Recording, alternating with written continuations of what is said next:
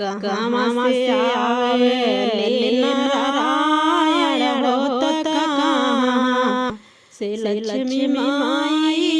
होत कहाँ लक्ष्मी माई हो बहिनी कहाँ से आवे गणपति बप्पा होला तरे रे बैठाई तरे रे बैठाई हो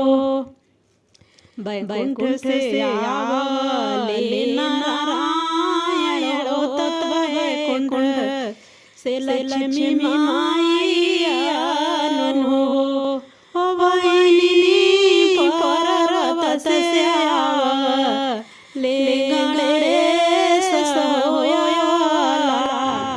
तरे बैठाई तरे बैठाई हो